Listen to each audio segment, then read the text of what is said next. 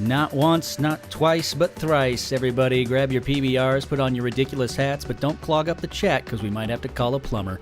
It is week 3 of UHL. Happy Monday to everybody so far. My name is Brasky. I am joined by the one and only Bodicus, and we are ready for a fantastic matchup between Ridiculous Hat and Chris Plummer, also known as Rock Base, also known as CM Plummer, also known as a many, many different thing. It is week 3, which means that both players know exactly what classes the other person is bringing, but that doesn't mean, Bodicus, that we are in any shortage of skill. You still have to really figure out what type of deck you're going to bring and what your opponent's bringing on top of that. Isn't that correct? Yeah, that's exactly right. I mean, you've kind of spent your first 2 weeks where you had the options, right, to pick the classes you want to bring. I know Hat always in the first season tended to go with like one of the stronger meta decks and kind of balance out his line, his classes based on that, and you can kind of see that he's gone with that again this week, making sure leaving Warlock for the last week. Whereas Chris, I don't really know. I don't remember quite as much how his strategy worked in season 1, but this week it looks like he's got a pretty solid set of classes here. It's going to be really interesting to see how today pans out. Absolutely. And of course, we're talking about these classes that these players are forced to play here in week 3. And that's because the format of UHL, United Hearthstone League, is a little bit different than anything else you can see in the Hearthstone landscape. Bodicus, give us the rundown of the format of UHL. Sure. So each week in UHL, you have to bring 3 classes. Once you have brought a class, you cannot bring it for any of the following weeks until you have brought all 9 classes, and then you play a best of 5 every week, and that's just how it goes. So since this is week 3. They have already brought 6 other classes. These are the last 3 classes that they have not yet played, and so there had to be some strategy kind of going in to last week with knowing what you're going to be bringing for the following week. Absolutely. And so now we are faced with an interesting format between these two players, and we will get into that format here in just a little bit. It's important to note, of course, that Hat was 2-0 is so far. I believe his match record is 6-1. His only loss was to Druid, and Hat is bringing, in terms of classes, he's got Priest, Warlock, and Mage. Hat, of course, he showed us his decks beforehand. He will be bringing a Mind Blast Priest, a Control-focused Warlock, and Big Spell Mage. Meanwhile, Chris is 0-2 and 1-6, the exact opposite of Hat. He played Spivey and Mike Lowe, lost to them both. His only win was with Warrior, as Bodicus said a little bit earlier, so he's got Warlock, Paladin, Druid. That is like the trifecta of Hearthstone right now. So he is going to be bringing a control-focused Warlock, Murloc, Paladin, which is kind of the sleeper pick. Not a lot of people play it on ladder, but many people think is the most powerful deck on ladder. And then, of course, the one and only Spiteful Druid. Well, if it's one thing I know, Bodicus, is that Hat loves to start off quick. He loves to go up against people who have the exact opposite record of him and immediately lose to them. At the same point, Chris has 3 outstanding decks to face up and get his first win of the season. Yeah, it looks pretty interesting. So I like this is obviously a conquest format, so there's no ban.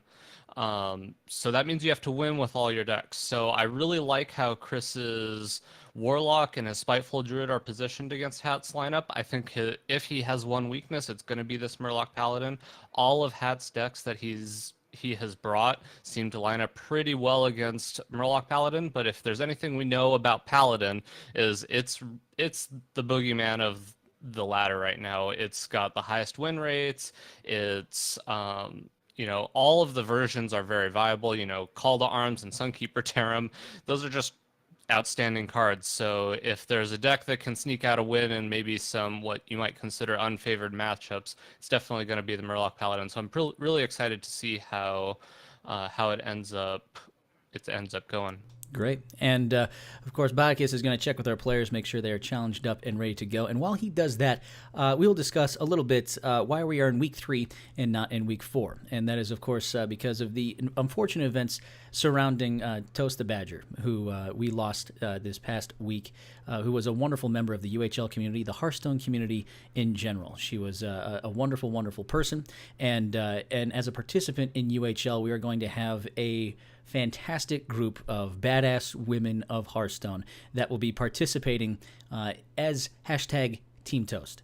We will have several people participating over the course of the entire season. If you, I believe we are still looking for a few players to jump into Team Toast. So if you are interested, you can join our Discord for further information. Of course, you can find out more about the Discord by just going to UnitedHearthstoneLeague.com. You can also ask information at the Twitter page at UnitedHSLeague and figure out exactly where to go and how to participate. Of course, for this coming week, any and all players will be playing under the Team Toast hashtag. Of course, you can also do hashtag BAWA, which is Badass Women of Hearthstone, or simply just hashtag Team United. Those will be the 3 teams that everyone will be participating under this time around. And of course, any Patreon donations that we receive this week will go to Changing Together, which was the charity of choice for Toast for any donations coming forward. You can find out more about them at changingtogether.com/donations. It's a wonderful, wonderful charity, and we look forward to commemorating Toast the Badger here for the rest of the season to come. That said, I think all of us are ready to get back into the swing of things here in Week 3. Bodicus, are our players ready to roll? They are ready. I'm going to give them the go-ahead. He's going to give him the go-ahead, and we will get rolling ourselves. I'm interested to see how Hat maneuvers his 3 classes against what is most likely the 3 most impressive classes that you can bring in Hearthstone. That's what Chris is going to be bringing. Whether or not the Murloc Paladin is everything that it's cracked up to be, or if there's something else that we need to, or if there's something else that Hat has up his sleeve to kind of stem the tide of the 3 oppressive classes of the Hearthstone meta that currently sit as it is. So we'll wait for them to get rolling right now. Now, Bodicus, if you're sitting in Hat's shoes, you know you're going up against Paladin, you're going up against Druid, you're going up against Warlock, what do you bring first? I think the safest bet is going to be to bring the Warlock out first. I mean, you kind of can just set the pace, get a win under your belt most likely, just in the fact that I think it's going to be his strongest deck out of the 3, and then you can kind of pivot based on what Chris ends up bringing first. And we will get into match number 1 right now. And we see right away that on Hat's side of things, the Ridiculous Hat at the bottom of your screen, Chris at the top of your screen, Ridiculous Hat starting off with that Mind Blast Priest, and CM Palmer, Mr. Chris, he is stopping at nothing. He is going right at it with the Murloc Paladin. Yeah, it looks like Chris is kind of hoping to get his roughest match out of the way first, queuing up with that Paladin. I think out of all of the decks he wanted to face, I think he would have probably preferred like a big spell mage, but I think if there's a deck that can give problems to Hat, like this hand is quite good against Priest. What an outstanding start for Chris right now. He's going to have Lost in the Jungle. He's got the curve. He's got 1 into 2 into 3. He can even coin out the Call to Arms on 4 if he wants to. Now, it's almost a blessing of riches, so you can easily misplay in some way, shape, or form. You can almost have so many options that you don't make the most optimal choice. Yeah, he unfortunately picks up a Sacred Maul there, not the weapon that you wanted to see. You really need something like a Divine Shield in this so that you can really just kind of punish the Priest and getting like, getting Divine Shield so that this Dustbreaker in Hat's hand is not going to be quite as effective. Absolutely. Sacred Maul, of course, the weapon that gives all of the minions taunt as opposed to Divine Shield or plus attack or anything else on top of it. It's probably the weakest thing that you want as a Paladin, unless you're on the back foot for some reason. But nevertheless, he drops down the Hydrologist and pulls out a Repentance, which of course is going to, after the minion is played, it's going to reduce its health to 1, which is not a terrible thing, especially if you play it at the right time with something like a Primordial Drake coming down. Nevertheless, Call to Arms number 1 comes down right here. Easily going to be met by a Dustbreaker, but still the damage is done, and he's got plenty of reload. Yeah, and as you can see, ooh, second Dustbreaker picked up, but as you can see, if you just look at Hat's hand, it's pretty much all removal spells and then some life gain to get back after Chris gets in some chip damage. He's got another Dustbreaker now, the Wild Pyromancer, as long as he can pick up like a Shadow Visions or something, will be a good board clear. It's gonna be rough for Chris to kind of get a foothold in this game, it looks like. Well, if he's going to get a foothold, it's going to be with minions above 3 health, like the Nightmare Amalgam. That's a good start from that spot. He needs to find other ways to kind of get a solid, sticky board that can withstand things like Dustbreakers and, multiple chains of a Wild Pyromancer on top of it. I noticed the Squashling inside of the Control Priest for Ridiculous Hat. I saw a good bit of that in the playoffs this past weekend for Europe. Is this the new tech du jour? Is it something that just is really good in certain formats, or is it a new staple of the Control Priest deck? Based on what Hat kind of said, he really likes Squatchling so far. I know that he's played this deck quite a bit, so I trust him to know when a card kind of, it almost comes out of nowhere, just not a card you really would expect to have seen. And, he doesn't expect to throw a Dustbreaker here anytime soon. He just says, if I can take the board over myself and start just competing right away with this Paladin, there's no need for board clears. I can just start removing whatever minions my opponent plays out. Yeah, and Repentance coming out from Chris. I don't really know what his options were. I assumed that Redemption was probably not an option for him, because I think that's what you're most likely looking to have picked up there. Yeah, it seems to me he's just getting rid of what he can, knowing in turn 6 he can go double 3 drop and then hopefully get as much value out of that Divine Favor in his hand as he needs right now, because that's what he needs right now. He is already into turn 5, turn 6, hasn't gotten a lot of pressure on his opponent. He had an early board that was cleared out right away, and it just seems like Hat's got every answer he needs right now. He's got the Psychic Screams, he's got Primordial Drake, he can chain together a Dustbreaker or put something with a Wild Pyromancer together. If you're Chris at this point, are you just emptying your hand, trying to do a Divine Favor? He goes with the Divine Favor now. What's the way in which you can swing this game your way?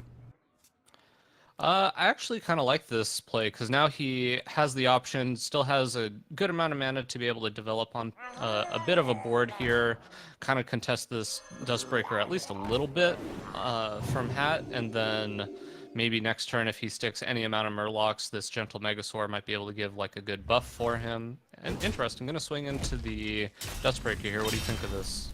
Well, I can understand the play right there. He probably, he saw Hat, empty his hand a little bit. Maybe he's making the read that Hat does not have that other Dustbreaker. But the Squashling comes in. Look at this. What? That Repentance is putting 1 health on a 1 health minion. You got to think Hat probably deduced what this secret was going to be in some way, shape, or form. So now, not only has he removed a minion, he's thrown out 3 different minions on top of it because of the new Echo mechanic, part of the Witchwood series. I understand what Chris was trying to do there, but at the same time, Hat still all the answers. Yeah, just seeing the Squashling over these last 2 turns, I'm already a huge fan of it. I have not actually... Ooh, kind of a rough little RNG there for Chris. Really needed one of those juggles to hit one of the Squashlings. Probably going to go with a Megasaur here. What do you think? Yeah, I like the Megasaur move right here. You can possibly give yourself some Divine Shields, a little stickiness if you wanted to. You can maybe add some health to your minions, keep them out of the range of another Dustbreaker. I don't see what really else you wanted to do besides maybe a Nightmare Amalgam, but here we go. Wind Fury. Stealth is a good move. I like the move of Stealth. It's gonna force your opponent to have an answer. Yeah, I think I actually was just thinking before that happened that he could have made the attack first and then gone for Stealth, because I think that's probably going to be your best option. Okay, ends up getting the Wind Fury and clearing a bit of board, trying to really fight for board here. But those are a bunch of 2 health minions, and Primordial Jake will make quick work of them. So here is Chris. He's sitting around. He's got a couple of really, valuable cards in hand, things like Murloc, War Leader, and Fungalmancer, but they need a board already there for them to really get full value. Instead, he's just going to drop Nightmare Amalgam and put a War Leader down that's just naked and going to die right away. Things are looking bleak so far for Chris in Game 1. Yeah, I don't really know what he's going to do here. Hat's just going in, though. Hat kind of smells the Chris is on his last legs and is just kind of going to go for the kill here. He's got double Mind Blast in hand, just needs to get through one more damage to end this game. But Sunkeeper Tarim is a heck of a card. Yeah, it's a heck of a card that can do some things, but you got to be able to remove some minions, keep yourself just barely alive, because double Mind Blasts, Hat will embrace the darkness really quickly just to end this game. Yeah, but I mean, Hat is still one off. Like, Priest is not known for being able to do 1 damage easily. Yeah, not a lot of reach with this Control Priest besides just doing Mind Visions into more Mind Blasts on top of it, or Shadow Visions into Mind Blasts on top of it. So, you know, he's 1 off lethal at this point. But Psychic Scream going to shuffle things back in the deck. He's going to drop the Wild Pyromancer, force an answer from Chris right here. I like this move from Hat. He's going to take the board back on his side and still set up that lethal next turn. And there's Tarim again, but I wonder if Chris is going to smell out this double Mind Blast. I don't know if he's kind of thinking exactly on those lines, or if he's going to try to get some value out of this Tarim. He's going to go for the value of developing a board, but that, of course, is not going to be the right play. His Hat's going to go double Mind Blast into some face damage on top of it, and he's going to seal up game number 1. He almost double Mind Blasted first, and then would have not had the. I would have clipped that. I will clip that on been... Twitch, absolutely, if that would have happened. So game number 1 goes to Ridiculous Hat with that Control Focus Priest. You know, he's got a very Control Focus lineup. Do you think that Chris senses this and maybe will switch off the Paladin for a second, thinking that that class might be in trouble? Does he go with the Spiteful build at this point, or does he want to go toe-to-toe with like a Warlock Mirror? What do you think? I think he's going to want to probably wait on the Paladin. He really wants that Paladin to go up against Hat's Big Spell Mage if possible. I know that pretty much the Paladin is going to be better off against pretty much any mage deck versus a warlock deck. He's definitely not going to want to run into the control warlock if he can help it. So I expect him to switch to something like a spiteful druid or hit the warlock of his own. I really like Chris's build of control warlock in both of these matchups, so I expect him to switch to probably one of those decks for the next game. Absolutely. You know, I expect both of these players to bring some really good decks. And the one thing that I expect both of us to do right now is to talk a little bit about the Patreon for United Hearthstone League, which of course you can find directly above us at patreon.com/UnitedHSLeague. There you can, if you like the content that you see right here, you can give us a little bit of funds, help us keep the channel going, help us support it and develop it even further. I think this is one of the most unique leagues and programs that you can find on any type of Hearthstone content anywhere in the world. And of course, for this week, any Patreon donations that we receive will go towards the charity of choice for Toast the Badger, which of course was Changing Together, which you can find more about at changingtogether.com/donations. Any Patreon donations that we receive, if you become a patron this week, those donations will go towards that charity. And we do have, of course, one patron that we like to thank on the $5 level, which is James, a.k.a. Zeroshio, who's been a loyal patron of ours right from the beginning. We do really appreciate your patronage, sir, and we salute you. We will get into game number 2 here just in a moment. I think the players will be ready here to jump in as soon as Bodicus gives them the okay. And the one thing I've really noticed about Big Spell Mage, you said, you want the Paladin to go up against Big Spell Mage. That's a very control-focused deck, but I do notice that it has board clears galore, but even then, it can tend to run out of clears. It can, if you don't use them wisely, you can run out of resources to control the board, and you can still end up losing, even well into turn 9, 10, or 11. Yeah, it's kind of interesting. I haven't played a whole lot of Big Spell Mage, but I know that especially with like Murloc Paladin, you have the chance of getting Divine Shield, which is really hard for Big Spell Mage to deal with. It can deal with big minions a lot and often, but if you get something like a Divine Shield, it can kind of ruin the big spell mage's plans. And not to ruin the party about the big spell mage, but we see none of them up here right now. But what I do see is a very control-focused warlock and a really nice draw to start off with for Chris. He gets the Firefly to start off things on turn 1. He's going to have the Spiteful Summoner there on turn 6 when he wants it. He's got plenty of early plays to start putting some pressure on this warlock. Yeah, interesting. So Hat decides to play out the Kobold Librarian. I don't know how much Control Warlock you've played, but especially in a deck that's going to have something like a Doomsayer, I actually like saving Kobold Librarian to kind of combo with Defile against a lot of what like a Spiteful Druid's going to do, which obviously a Firefly coming out on turn 1 kind of signals it's very likely to be a Spiteful Druid, as we haven't seen a lot of aggro Druid lately. Yeah, I absolutely agree with you on that fact of that Cobalt Librarian, you can get more value out of it besides just throwing out a minion and drawing a card.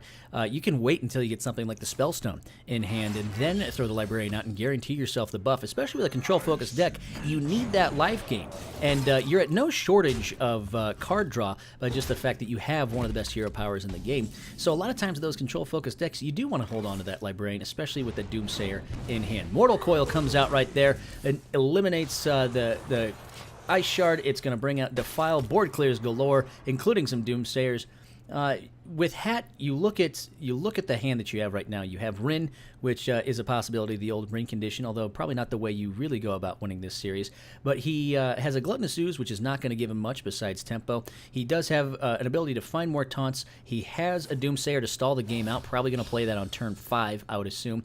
And then some Defiles, which take a little bit of math, but still can be very powerful. Yeah, Hat kind of has all the tools. What I'm really interested to see is when he is going to play this Doomsayer.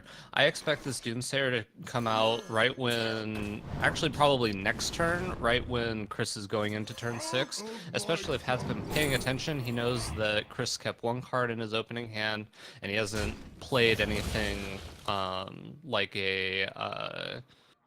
oh man, I'm losing it. The 3/1 that gets you an extra mana crystal early. The Greedy or Sprites, like that. I believe, is what you're talking.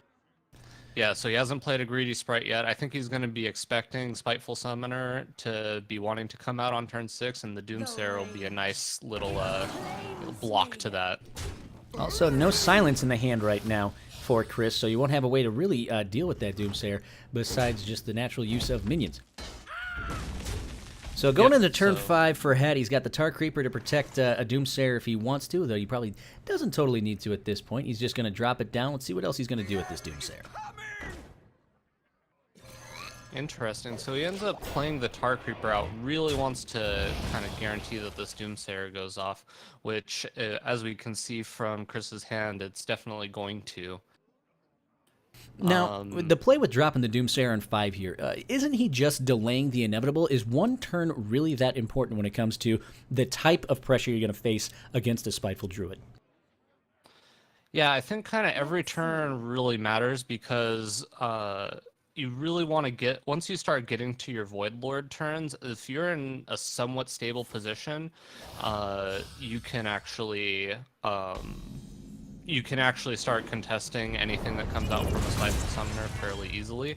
Like right now, he has initiative to be able to play out something like a Rin, which he does, and then he's going to just have a lot more mana to be able to deal with whatever ends up coming out of the Spiteful Summoner. Well, we're going to have a little pinch Death Cup Heal of Shul, and we're going to find out what's going to come from this 10-mana spell. There's the Ultimate Infestation. Will it be Tyrantus? Will it be a giant? It is Emerus, of course, which is the new Hunter legendary that doubles the attack and health of all the minions. That flavor text really doesn't help all that matters. All that matters is that it's an 8/8. Ooh, and what a draw. That Lord Godfrey's going to do a great job of cleaning up this whole board state and leave a 4/4 behind. I don't know that Hat could have asked for a better card to come off the top. Is he looking for some other play possible right here? Maybe a Hellfire into Defile or something else on top of that? Okay, so he's going to save the Godfrey and end up using a Spellstone here. I think I actually just prefer using Godfrey there. you're not really going to get a ton of board states that line up quite that cleanly, I don't think. Getting greedy with the Godfrey is Ridiculous Hat right now. I can see the play right there. You know, there's a lot of decently health minions for the Spiteful Druid, so you could find yourself with something like Mind Control Text into a Serenite Chain Gang, into a Greedy Sprite. You know, as long as the spacing works out well enough, he thinks he might be able to get a little bit more value out of this. So now a couple of minions putting pressure on Ridiculous Hat going into turn 8. One of the weaker turns for a Control Warlock besides having Twisting Nether. But instead he's going to tap, finds the Blood Reaver Gul'dan, puts a seal on, says, hey, I'm going to start putting the clock on you. And if you're going to start putting minions down, the Void Daddy's right behind him. Yeah, I don't know. I think I kind of like cleaning up the board a little bit more here. I probably would have liked using a Defile and then playing like a Gluttonous Ooze or something along those lines. What you really don't want is for Chris to have a ton of power going into your turn 9 when you want to drop a Void Lord, and there's a good chance that Chris is going to have a silence. Obviously, we see that he currently does not have a silence, but I'd be a little more worried right now. If I were Hat. Dropping a 2 health minion down. He's got some ability to deal with this. That 4... Okay, so let's see what the moves he's got here. He needed Godfrey with that Stonehill on turn 10, but this is turn 9. He's going to drop this down, take it down to 3 health, drop the Stonehill, then go, looks like into a Defile for a full clear. Nice job by Het identifying this board clear. Yep, I like this a lot. And he gets to probably develop something behind it. I would expect like a Gluttonous Ooze, as we know, Druid, not really known for their weapons. Gluttonous Ooze a possibility, but instead, I'm going to go with the Phantom Militia. Not going to get full value out of it, but at least it's a minion on board to take back the initiative. Yeah, I guess if you look at Hat's hand, Hat is not really short on value, so I think this is probably fine here. So the first UI in the hand for Ruckbase. He's going to start throwing it at the face. Chris throws it at the face. He develops a 5/5, starts drawing things down himself, including Countess Ashmore. That's a nice little tech that I see there for that Druid. Haven't seen a lot of that played in the Spiteful Druid deck. Yeah, me neither. It's a pretty interesting addition. I'm gotta see right now. Does he have? I don't believe he has any lifesteal minions in his deck, unless I'm missing something. Not off the top of my head. Even still, just a 7 mana 6/6 that draws 2 cards, still pretty solid. What was your kind of take when this card first came out? I thought it was going to be, the next version of the Curator. I thought it was going to be something that provided some flexibility and some card draw for decks, especially mid-range decks that don't have a lot of card draw. I saw it for a moment, being placed in something like a control-focused hunter, if that will ever become a thing. But then you start to realize that the keywords that Countess Ashmore brings out are a lot more specific, a lot more niche than something like what the Curator brings out. And so, yes, it's a good card. It hasn't found its spot yet. I think that's a card that we'll see 1 or 2 expansions down the road be a staple in some other deck. Yeah, that makes a lot of sense. So what are we looking at here for Hat? Does he have a Godfrey clear here, or are we looking at maybe like just kind of nether this board? The nether seems a little tasty, but the Godfrey, I think, can be made use of at this point. And there it goes, drops it down,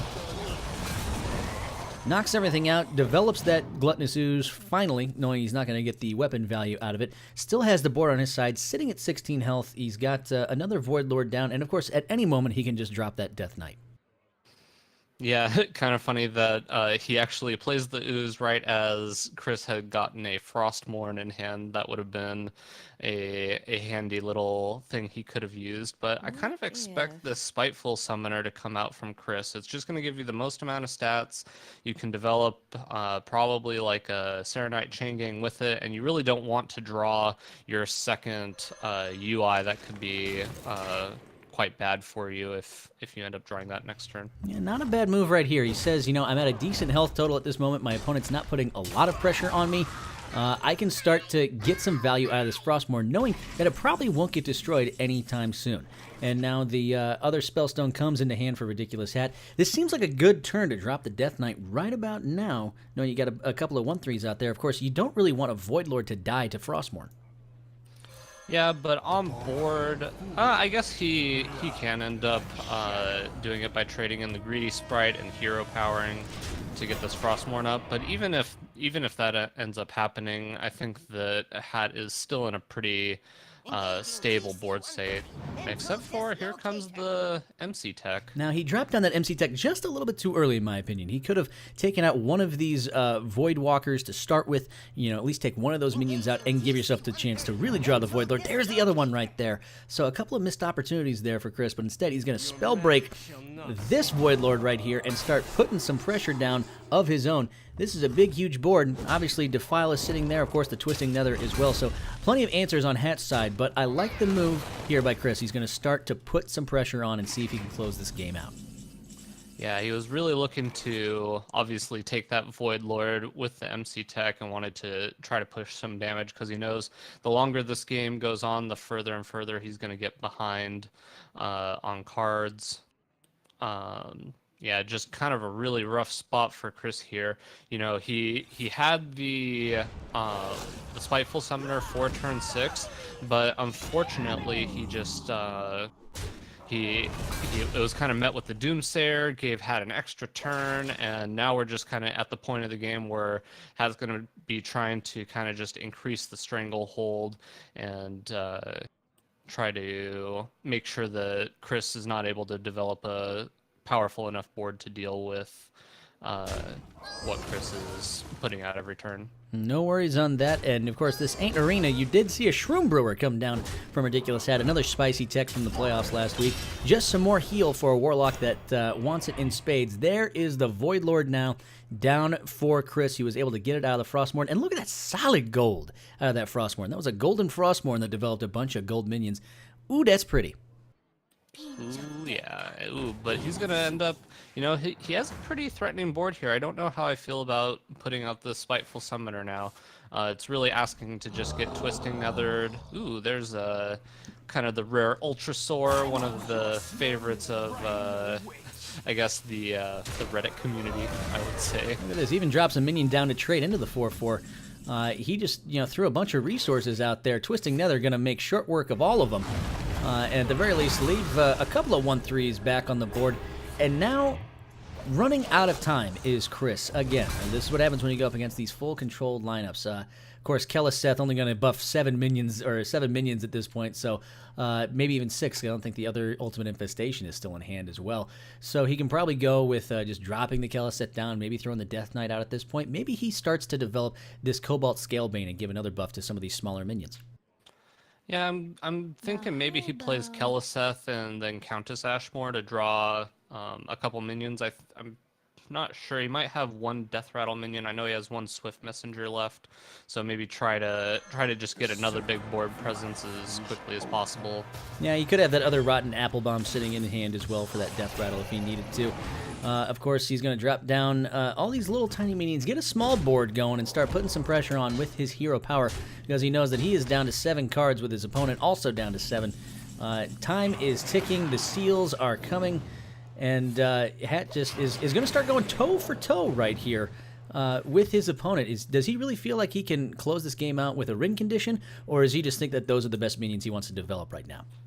I think what he's saying right now is they're pretty even on cards, so he doesn't really want to go into fatigue, even if possible. And this board state is just not that scary right now from Chris, so he feels like he can take this time to develop 2 seals, get close to Azari, and put the pressure on Chris to actually, threaten Hat's life. Swift Messenger comes into the hand thanks to Countess Ashmore. So now a somewhat threatening board, and Hat himself now going to be sitting at exactly 18 health.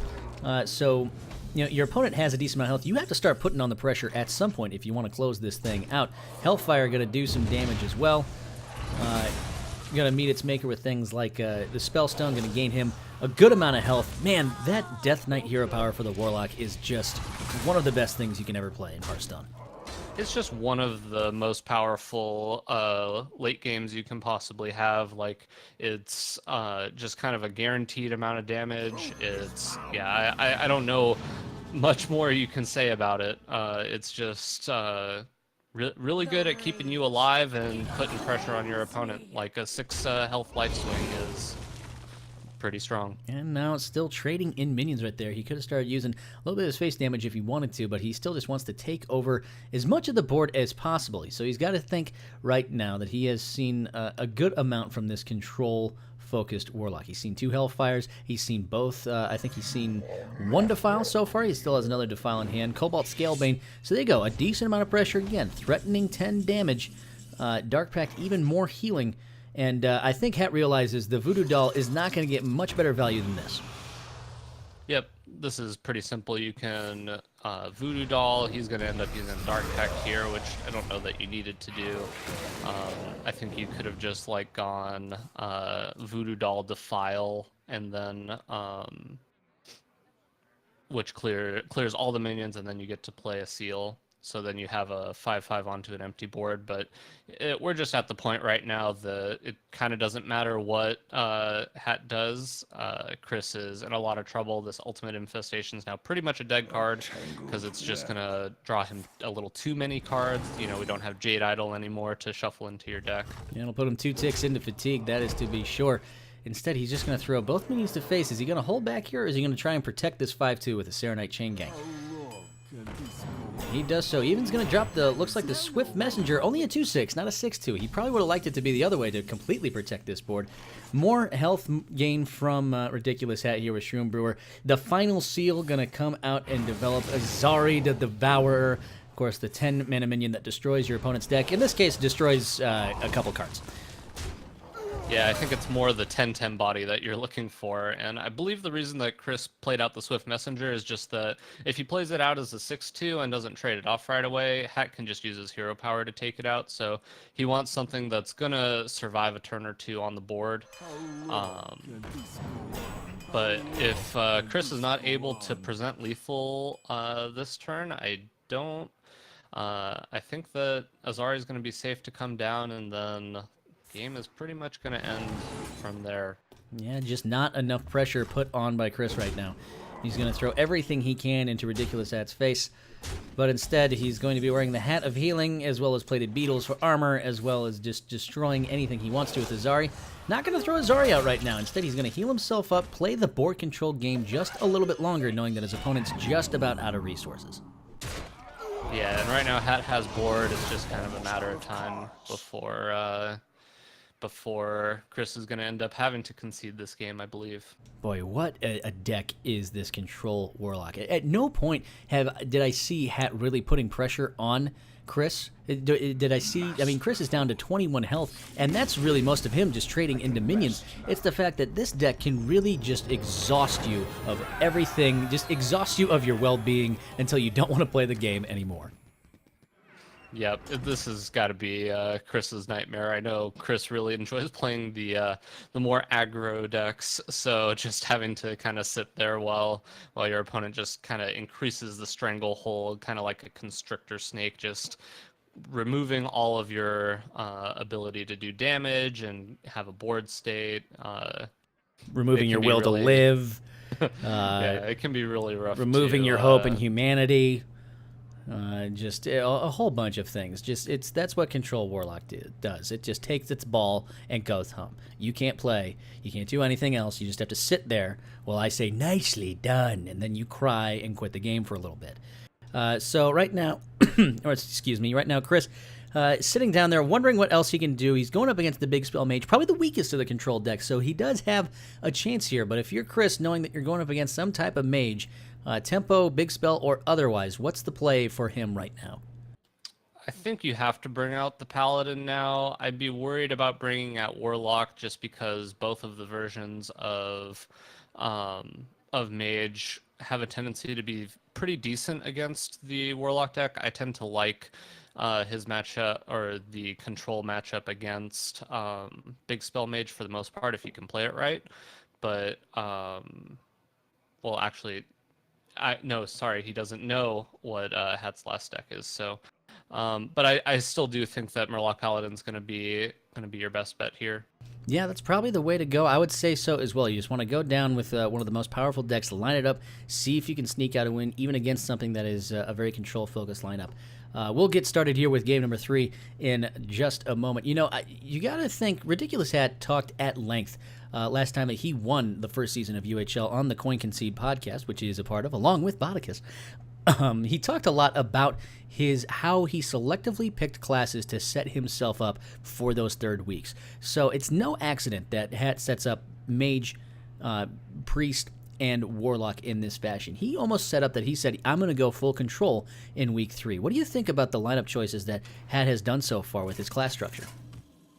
I mean, if Hat's shown ever anything over the course of the whole UHL, it's that he's obviously quite a good player, and he has really good forethought into how to play all these matchups. Even just playing each of the matchups, he plays so many different decks that he already has like a pretty good grasp on just kind of what to do in all the situations. Well, chat, let us know what you think.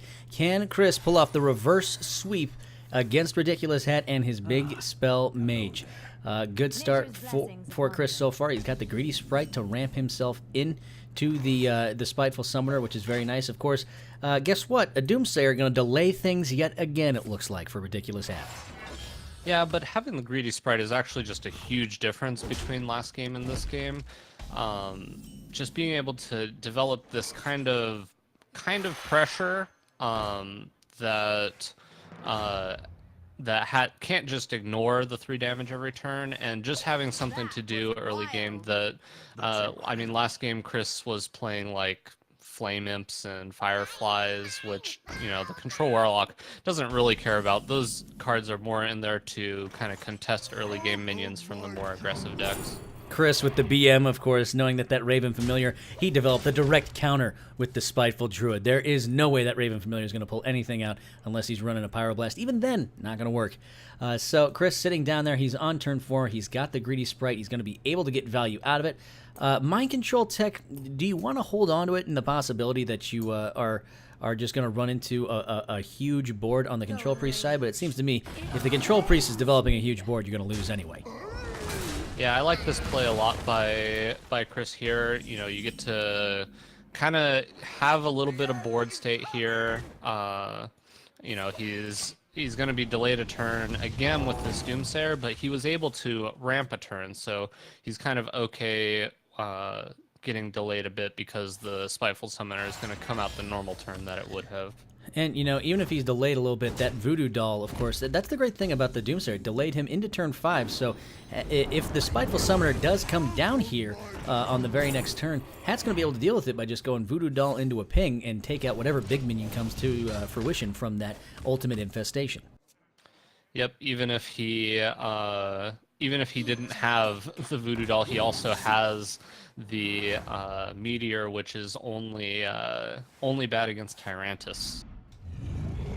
And there's a Sea Giant, another 8/8 from the Spiteful Summoner. A couple of low rolls right now for Chris while he goes up against everything else that he can try to figure out some way to win, but a Meteor is just single target removal along with Voodoo Doll, along with Polymorph. Single target removal galore for this Mage right now. Gotta think you might have gone with the Paladin in this matchup, knowing that this deck of the Druid relies on big single targets to do damage, and single target removal is something that Big Spell Mage does best. Yeah, I guess the biggest issue with that is Chris knows that he's got to win with all of his decks regardless. And unfortunately, you know, this is the third Spiteful Summoner we've seen come from Chris, and all of them making 8/8s. You know, there's not a whole lot of options that can happen, but he really would have liked something like a 12/12 more than these cards that he's getting.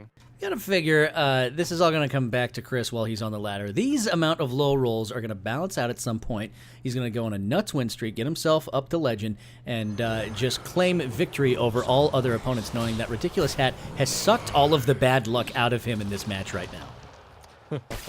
And I was thinking I didn't necessarily like this positioning, but this positioning from the Lich King is actually really smart, because had Hat had the second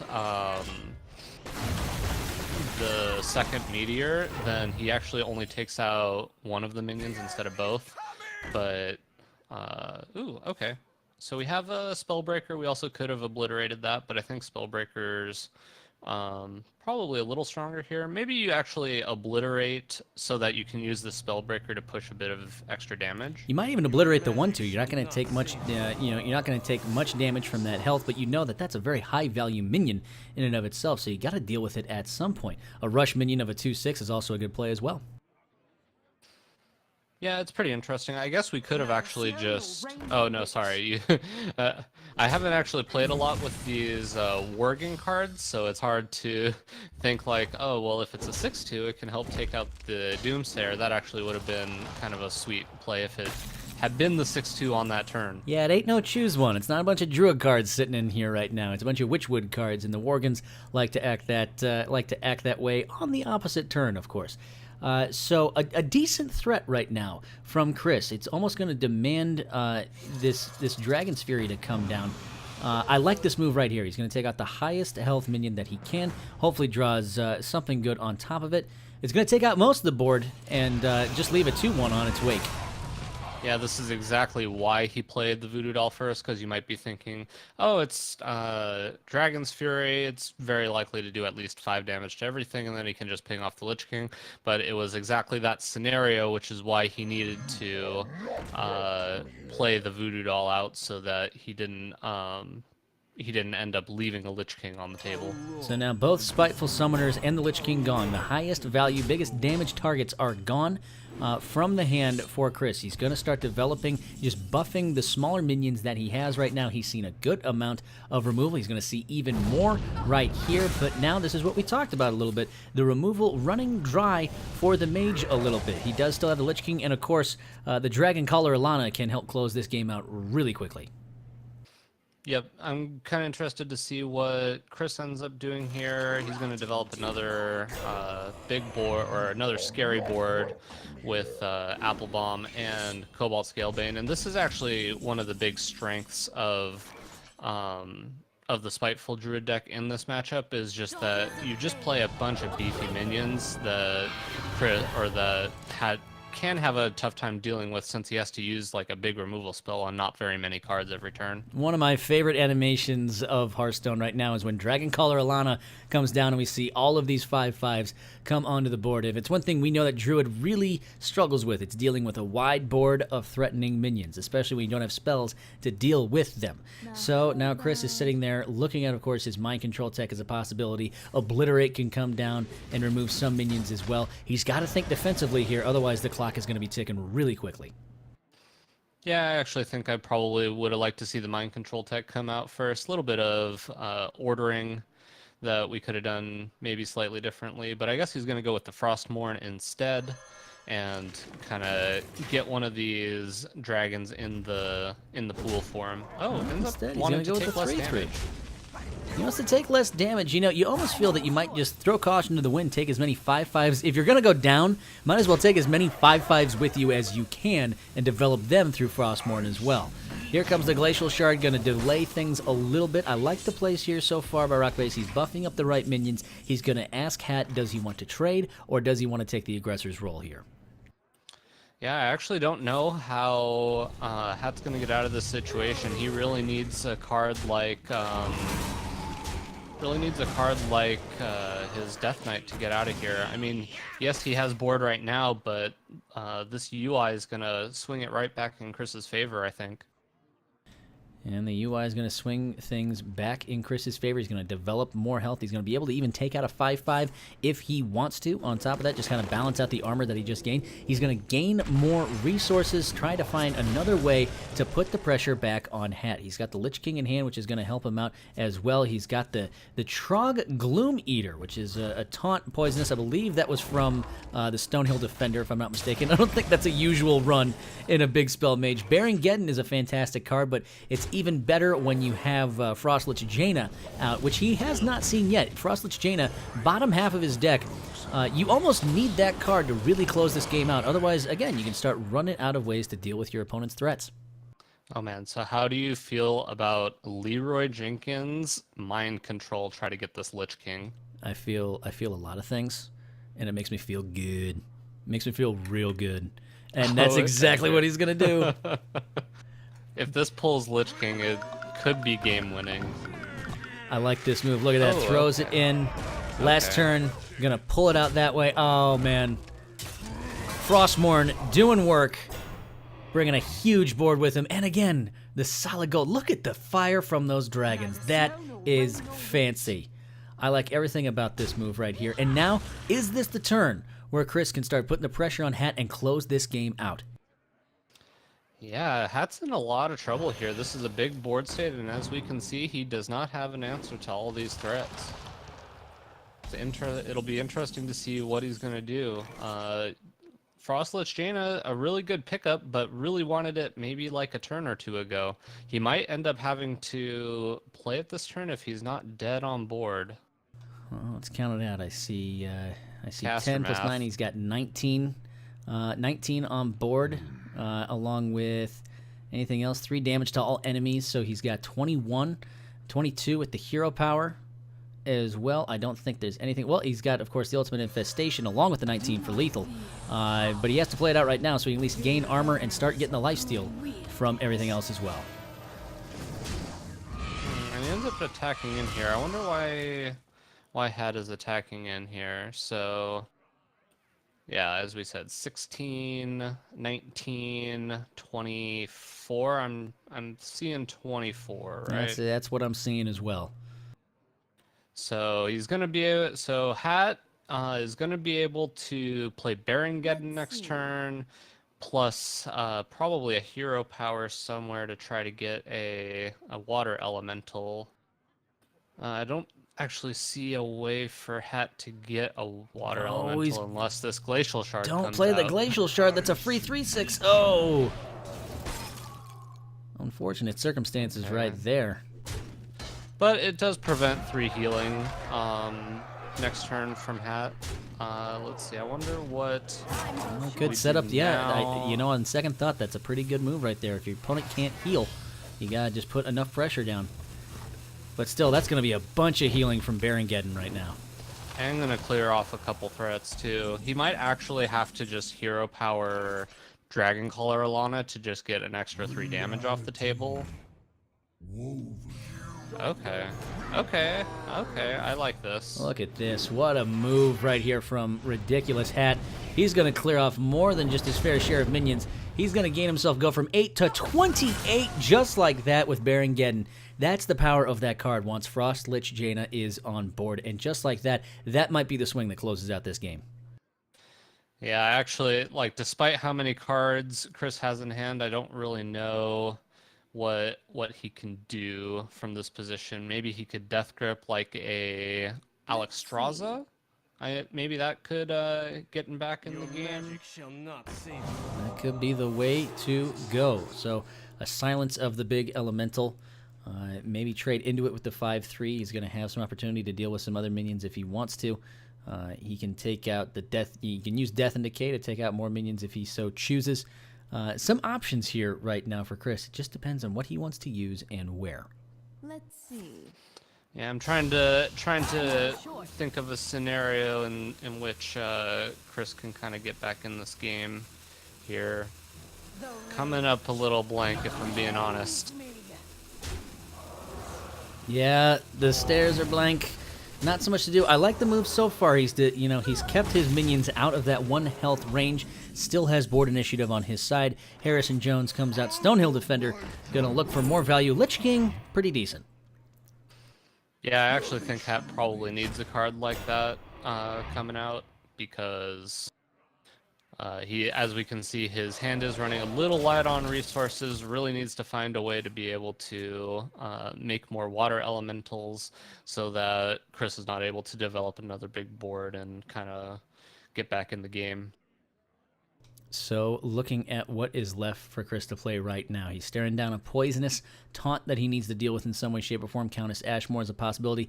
Death Grip, you got to use at some point. Your opponent's down to 10 cards, and you haven't seen some of the high value targets that you want. You know, Lich King's off the board, but Alexstrasza is a possibility. you've seen a lot of AoE out of your opponent. We've seen 2 Blizzards. We've seen 1 Meteor, 1 Flame Strike. Still some other ways to deal with minions. The one thing we haven't seen so far, any polymorphs into the hand for Ridiculous Hat. Death Grip comes out and steals Gluttonous Ooze. Not the thing he was looking for. Nope. With Medivh going into the wild format, there's no more weapons for Gluttonous Ooze to be able to destroy, so... Alright, so Chris is going to try to keep a little bit of extra power on the board, keeping the 5-3 alive. But he just doesn't have a lot of pressure right now, and also doesn't have a good answer to a Lich King coming out. Dragon's Fury is going to clean up the rest of this board. That's going to clean up plenty. He can even develop Harrison Jones on top of it if he wanted to, which I don't see any reason why not. I guess the other option is to play the Acolyte of Pain and ping it.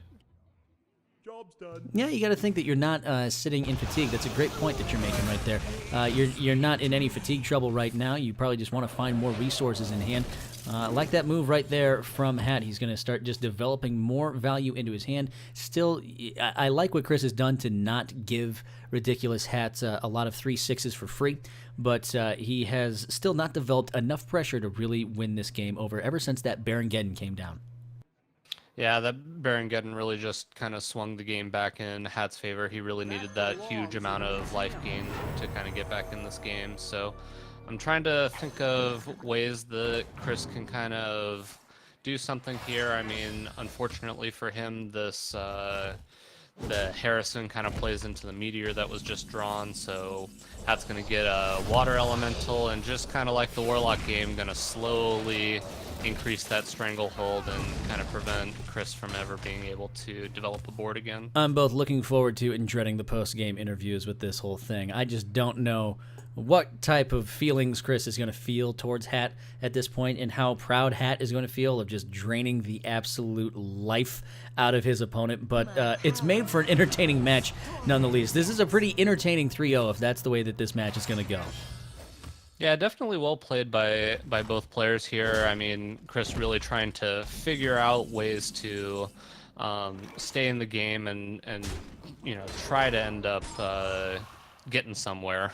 But Hat's just a really strong player. He knew what he needed to do in all of these matchups, and I think that this last board state's probably going to be good enough to end the game.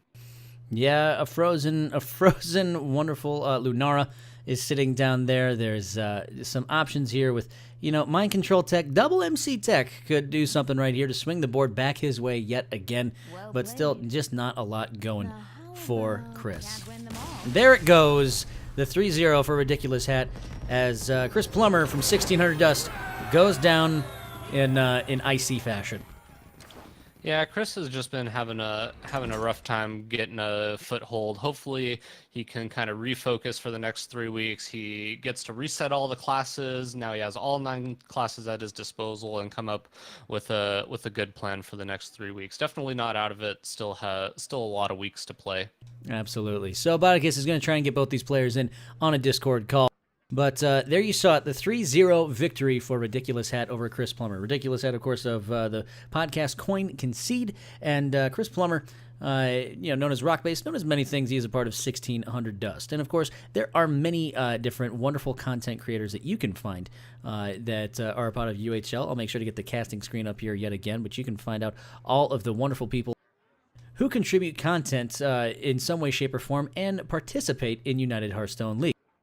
Some of those wonderful podcasts and things of the like include things like 1600 Dust, Blizzlet, Coin Concede, Dad Legend, Hero Power. I know I'm missing a bunch of podcasts off the top of my head. Happy Hearthstone, Into the Wild, Valen's Chosen, Tier 5, The Clock, of course. You can't forget about Mike Lowe. You have, of course, my organization, Swagboy. And I think I'm leaving like 2 or 3 out that's off the top of my head. It's at the bottom of the screen that I can't read either. But we'll be sure to shout out everyone that we possibly can for this wonderful, wonderful league. So Bodicus is, looks like, getting people into the Discord call right now. Making progress, Bot. Yeah, just 1 sec. I didn't have Chris added on Discord, so just give me a sec, and I'll have these guys added to the call. And we'll get everyone here rolling and going one way or another. Of course, that is what we saw for week 1. We will go over the matches that you can see a little bit later on this week because we have plenty of things. It's only Monday, so there's plenty of stuff to talk about as we go forward. Do I have either Hat or Chris Plummer in the call right now? Check 1, check 2. All right, I got you. All right. I hear some fuzziness. I hear some other things. Are you alive out there? I am alive out here. Discord does not cooperate with my audio interface very well. You sound beautiful on this end, Mr. Hat. Are you there as well?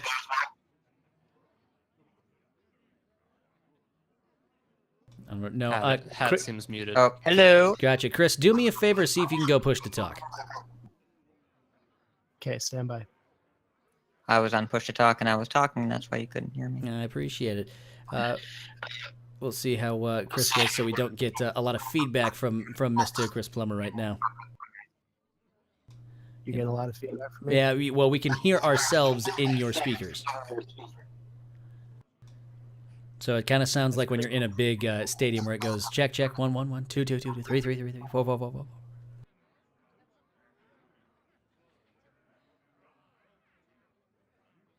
And while Chris figures out what he needs to figure out on that end, and we're getting close, sounds like, at some point. If I hold down the space bar, you can hear me. Yes, we can hear you right now. If you do settings, voice and video, and then push to talk, if you turn that on when you're not pressing that, we can't hear anything. Yeah.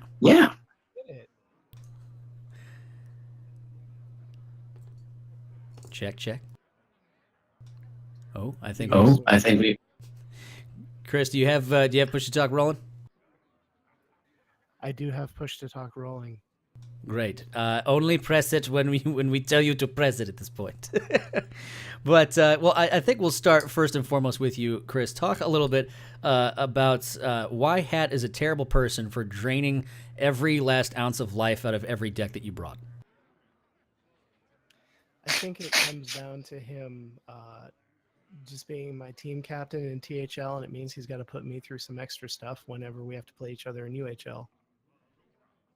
That is a very good point. Hat, you have a little smirk on your face and are no doubt enjoying your victory. How dare you do that? That was just, I feel bad for everybody for you having to play all of these control decks and just removing any hope of fun that was supposed to be a game of Hearthstone. Did you not have fun watching my swashling? Okay, I had a little fun with that one. The swashlings were adorable and also fairly fun. Everyone has fun with my swashling. Yo, that squashling, I was not able to catch any of HCT, but just seeing it in action those 2 times you played it, I'm already a fan. That card seems quite good. It's really underrated. That was Zetalot's rank 1 legend list, and he was playing it, and I tried it out, and just being able to build a wide board out of nowhere while triggering Northshire Cleric multiple times or enabling these really powerful board trades, I'm amazed it's not seeing more play. I was really impressed with it the second I picked it up. Yeah, that's absolutely true. You know, Plummer, the one thing I will say is that you had a heck of a lineup right there. You had Druid, you had the Paladin, you even had, I don't know what type of Warlock you were bringing, but I think it was a control-focused Warlock. You had a really solid lineup, but at the same point, I think you had 4 straight low rolls from that Spiteful Summoner Druid, and you built up a really solid board with that Paladin in game 1, just happened to have that Dustbreaker on it. You asked all the questions of Hat, he had the answers. Did you really like your lineups going into this, or were you afraid that this would be a control matchup that you were brought into? Well, I knew it was going to be a control matchup. I accurately figured out what decks I thought he was going to be on. I wasn't expecting the Squashling, but I think few people do at this point. Realistically, I knew, again, because we're on a THL team together, so he knew I was bringing Paladin. He knew I liked odd Paladin, so I figured I need to bring Murloc or something to try and throw him off. Spiteful Druid just kind of does pretty well for the most part against most of the metagame. And then, control Warlock because he knows I'm a huge Zoo player, so I wanted to see if I could trip him up. But obviously, I was a little bit gun-shy to play it. Hat, talk a little bit about your big spell mage right there. At one point, that was probably the most entertaining match to me, of the fact that that Frostmourne almost won the game and swung it back over to Chris's side of the fact that he was able to get a Lich King, a couple of dragons, and Dragon Color Lana out there. Were you, once that happened right there, were you a little worried at that point, saying that maybe I'm running out of gas right here and he might be able to sneak a game out? After I played Dragon Color Alana for a full board of 5/5s and it was nowhere near enough, I'm like, well, gotta get Jaina. And if I hadn't gotten Jaina and Geddon, the game would have absolutely been over. I think that matchup is actually pretty close to 50-50. Again, Chris got some low rolls, but I really wasn't expecting that Leroy to take out the Lich King for him to get it. I think that was really heads-up play on his part to kind of extend his resources. And I think Spiteful Druid, generally the threat density is high enough that it can outlast Mage's removal. Like there's 6... Well, there's, if you count Flame Strike, there's 8 board clears in Mage, but Meteor can't kill Tyrannus. If you got a Tyrannus ever, I was pretty boned unless I had a Voodoo Doll, or unless a Doomsayer stuck. I had to play pretty tightly around the Doomsayers, but once I played Alana and I was like, well, I got 5 5/5s, and he was like, freeze 1, kill 2, not worry about 1. You're down to 1 5/5. I knew I needed more gas, so I got pretty fortunate with Baron Geddon, the god, gain 20 life, clear the board. Oh my god. Yeah, that was moment of the match for me right there. Once you found the Frostlich Jaina to go along with that Baron Geddon, it was such a swing to go from 8 health to 28 and just kind of seal out that game right there. Bodicus, what's a question you got? I was just gonna say, I actually think that had you gotten the Jaina 1 turn later, I think it came on the exact turn. You would have wanted it maybe like 2 turns earlier, but it was like the last turn that you could have gotten it to stay in that game. I guess I really wanted to ask Chris kind of what he thought of his matchups, like how he thought if he was going to be able to do in the game, obviously. Not going exactly the way you wanted it, but I definitely liked some of your decks in the lineup. I think for me, I knew it was going to be, this was going to be my most challenging week because not only do Hat and I play each other a lot, conquest practice and things like that, he's also the champ from last season. So I kind of arranged my decks in a way so that I knew I would have these the best 3 classes that I'm most comfortable with going into my match against him. And I feel like I played pretty well. I liked, when I had getting Frostborn was pretty funny. And I know the second time I got it in my head, I'm like, okay, don't kill a Doomsayer, don't kill a Doomsayer. But a lot of it was just, I think I did the best that I could with what I had available to me, and they were great games, and I'm couldn't lose to a better person, so I'm happy. And now I know, it's so cute, isn't it? Everyone's so friendly in this league. There's no big just enemies that people develop. It's like, hey, good job, you won a match, fantastic. Why am I Jewish? I don't know. Talk a little bit about the fact that both of you have been through this process a little bit before, and the fact that I was talking about how I remember on one of your Coin Concede podcasts after you won season 1 of UHL, your discussion about how you selectively choose classes week by week, almost to set yourself up for that week 3 in a certain way. Talk a little bit about your class selection these past 3 weeks and what you learned from it going forward into the rest of the season.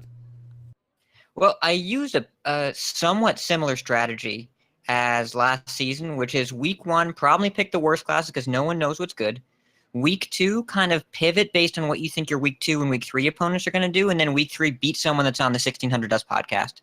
So week 2, Mike Lowe was definitely playing decks that were a little bit more vulnerable to anti-control strategies. He was playing slower decks.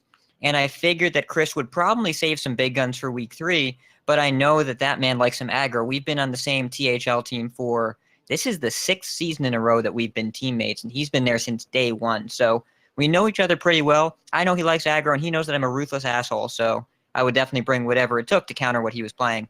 I would have been surprised by Control Warlock. Not that Chris couldn't play it, but that, the man loves himself some Zoo. And I was really just trying to pivot myself. How can I best beat Mike and Chris if I make the assumption that Chris is going to bring more lower curve decks? And really, week 3 is also when you can save the more refined targeting decks, whereas week 1, you really want something that's a little bit more generally applicable and maybe a little bit looser, because I would never have brought Control Priest week 1. The deck list didn't even exist yet. there wasn't really Control Priest decklist to lean on.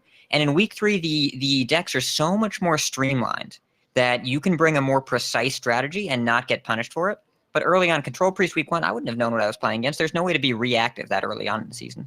And Chris, knowing that this league is filled with nothing but ruthless assholes wearing ridiculous hats, how are you now evaluating how you chose classes in the first 3 weeks and where you're going to go the rest of the season? Well, I just want to start by saying I didn't do any of what he did. For week 1, I picked the what I felt were the 3 weakest classes, just because that tended to be the trend of what most people did, and then coupled that with the fact that I knew I was going up against Mike, who this was his first time doing a tournament. I figured maybe I'd prey on him, and that didn't work. Week 2, Spivey and I picked each other's decks, and he stomped me. And week 3 now, Hat stomped me. So I think my plan moving forward is to try and win. And I will probably take, now that the metagame's established a little bit more, I'll probably take a closer look and maybe try and do a healthy mix of, this is a weird deck, and maybe one deck out of the 3 that I know can produce some results, so that I can maybe kind of lean on that a little bit. Absolutely. Bot, what? Any other comments from you, my friend? No, just well played to both you guys. I'm excited to see how you change up your strategies for the upcoming weeks, and try to get a hold on it. I'm rooting for both of you guys. Just well played by both of you guys. Fabulous. So with that, I think we'll close it out from there. But of course, before we do, we want to talk to each of our players to give shout outs and plug what it is they do. So we'll start with Chris Plummer, Rock Base himself, part of 1600 Dust. Where can people find you on the internet, the content you produce, and what shout outs do you have? Well, first of all, big shout out to both you, Brasky, and Bodicus. Thank you for doing the shoutcasting tonight. Our pleasure. Our pleasure. It's been a lot of fun, to say the least, and it's we look forward to doing it for the rest of the season. That's great, and thanks to the chat and everyone who watched the stream, and all the players on the UHL, and of course Ferris Biscuit for setting the whole thing up and keeping it running. You can go to 1600dust.com, and you can find us on Twitter at 1600dust. Beautiful. And Ridiculous Hat, where can people find you on the internet, all the content you produce, and what shout-outs do you have? Well, big shout-outs to, I'm going to say everything Chris said, because he's the league nice guy, and he has excellent points. Thank you to the B team for casting us. I'm calling you the B team, not because you're second-tier caster, because your names both start with B. The double Bs. Yeah, the B team. And big thanks to Chris for being a big old sweetheart and the founding member of Team Power Bottom on our THL team, formerly known as Team 1600 Dust, now known as the Pod People, affectionately known as the Poo People, for reasons I won't get into right now. And yeah, Ferris for doing everything, and boy, just everybody is so great. But you can find me on twitter.com/ridiculoushat. You can follow twitter.com/coinconcede.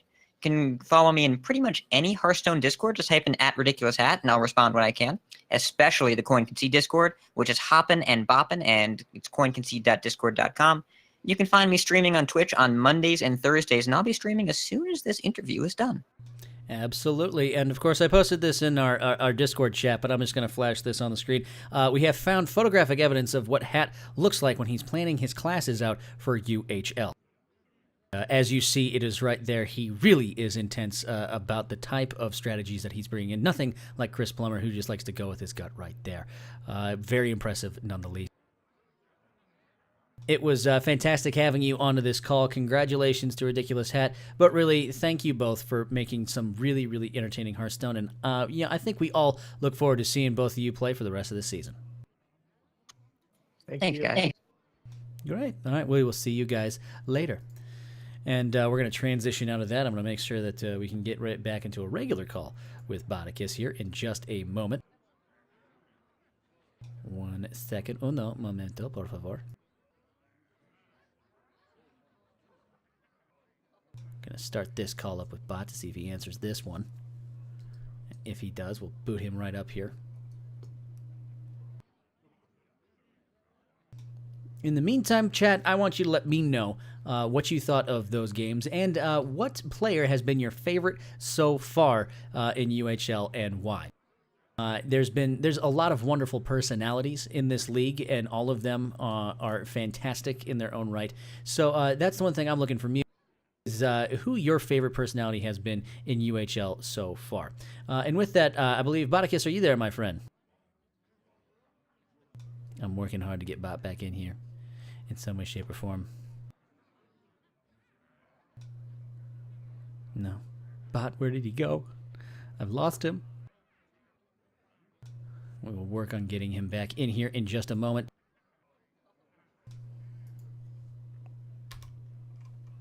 And as we do, I'm also going to run down some scheduling here for UHL as we move forward.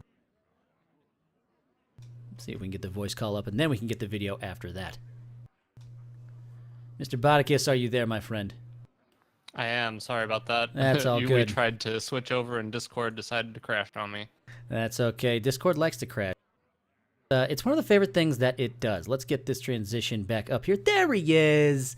Look at that Punham. He's just so cute right there. So, we were talking a little bit earlier about UHL and some favorite personalities that people have gone through some point. Who is there somebody in UHL that you weren't familiar with that you've now kind of gotten to know in how they play and gotten a new respect for, or just really interested in like a new form of Hearthstone content? Yeah, I'm trying to think who I cast the week one. I've been away for a while, so I haven't had the opportunity to cast a lot of matches. But just really everybody that has been brought on for season 2 has been really impressive to me. It's been great to see a whole bunch of new talent, a whole bunch of new faces, just a whole lot of new great content that we can put out for the audience.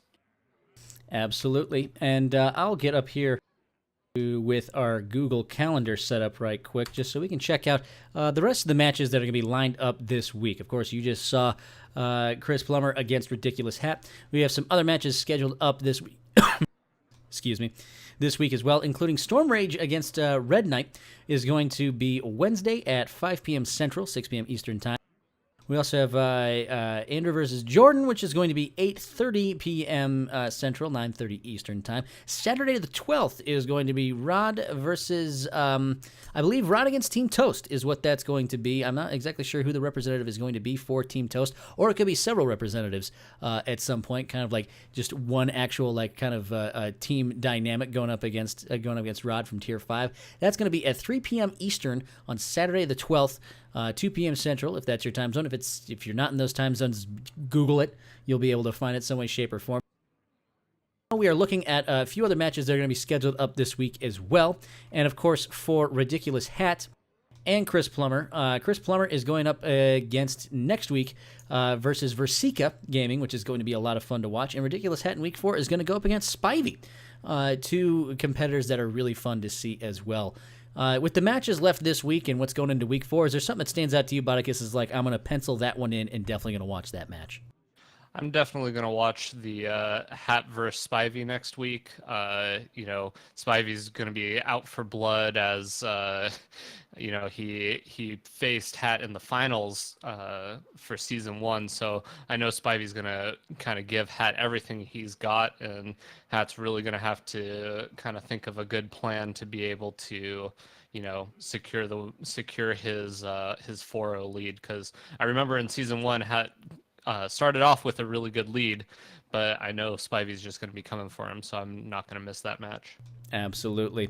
Well, that's going to wrap it up for us. For me, I know that the Rod versus Team Toast on Saturday, that is going to be some must-see Twitch, to be sure. But that's going to wrap it up for us. So before we leave, Mr. Bodakis, it's been a pleasure casting with you, my friend. It is it's always fun for me to cast with new people, especially folks that are much more knowledgeable about the game than myself. So the fact that you can, you don't rub it in too hard when it's just like when I miss the obvious play. I just maybe we'll play this 2-3 right now. Yeah, or you could win. Oh, well, that's fantastic as well. But where can people find you on the internet and the content you produce? So I am a host of the Coin Concede podcast along with our winner, Ridiculous Hat there. We stream live on Wednesday nights at 7 p.m. Pacific time, which is my time zone. So if you want to check us out, twitch.tv/Coin Concede podcast. You can find pretty much everything over there at just coinconcede.com. And I just got back from an extended vacation in China, so I should be streaming again. That's going to be twitch.tv/Bodicus. Should get that going again this week once my jet lag settles. Absolutely. Of course, you can find me, Brasky, on Twitter at Brasky1142. You can find me at Twitch, twitch.tv/Brasky1142. Of course, I'm a part of Swagoy Gaming, where you can find swagoy.com or swagoygaming.com is where you can find out a bunch of the different people in that organization who are a part of both Hearthstone, Rocket League, and more. And, of course, you can find out all of these wonderful podcasts and pieces of content below you. Each and every one produce something fantastic that you should check out as well. And let's not forget that we're all part of the United Hearthstone League, which you can find out at UnitedHearthstoneLeague.com. You can go to the Patreon and support us. Of course, all donations going to the charity of Toast the Badger's Choice at patreon.com/UnitedHSLeague. You can find us on Twitter at UnitedHSLeague as well. And that's going to do it for all of us. So for Bodicus, my name is Brasky. Everyone, have a wonderful rest of your night.